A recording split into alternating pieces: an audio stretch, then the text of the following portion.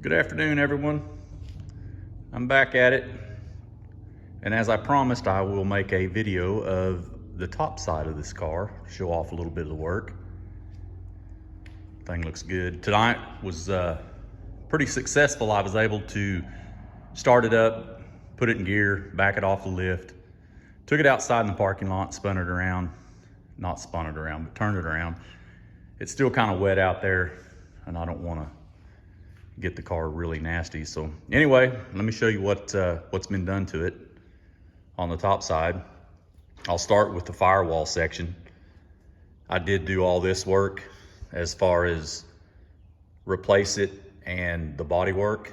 I had Chris Cronut paint it. He came out and sprayed it for me.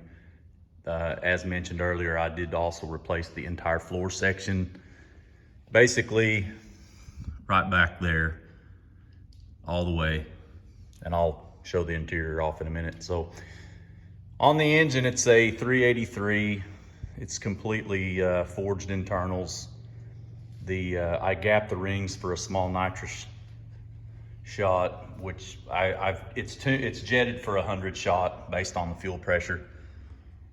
It is running a Holley Terminator fuel system, which is really nice. You can see the AN fittings for the radiator hoses. I also converted the heater hoses to AN fittings. The radiator and fans have all been powder coated. Overflow tank.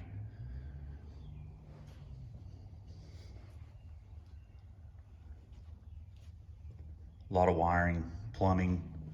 It's got stainless steel AC lines. The vintage air front runner system, it was already on the car. I did add the Wilwood brake booster and the small master cylinder, the Wilwood master cylinder and small brake booster.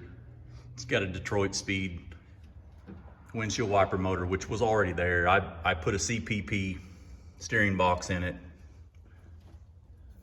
It's got some pretty expensive hooker headers on it. I welded the V-bands, and basically under the hood, all the plumbing, all the electrical, all the wiring is hidden, loomed. The only thing I don't like is it got a little bit busy around this battery box, but it is what it is. It's where all the feeds are. Those two big heavy cables, believe it or not, go back to a stereo system. A little shot of the A-frames. It's a little dirty, needs cleaned up. Fuel regulator. All right. Stance looks good. I probably will raise the car, I don't know, maybe another ½ an inch. It's settled since the last time I raised it.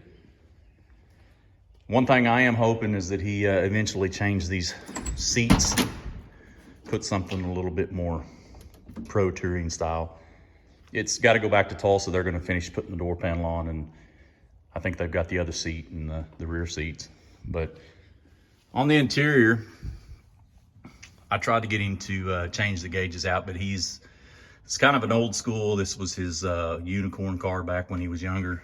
Says when he was poor. It's got a little car shifter. You can see the ECU up underneath the dash. All the vintage air is tucked. The console, he had it whenever I got the car. He did take it over to Tulsa. They reworked it. It's pretty cool though, but the vintage air controls are here. This little push button is the arming switch for the nitrous, which actually goes through the ECU and is based off throttle position. I did fit the carpet in the car. And if you look real close, there's an indention here that is a charging pad for an iPhone or a phone, and you just put your phone down. Pretty cool. But it's clean. Everything's tucked. A few little gauges here, or a few little minor electrical items. It's got LEDs, lights underneath.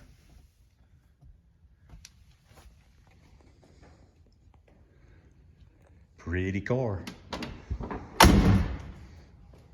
And I've shown some pictures of the back end. I fit this kit in a couple of weeks ago. and mounted the bottle. It'll be done, upholstery will be done.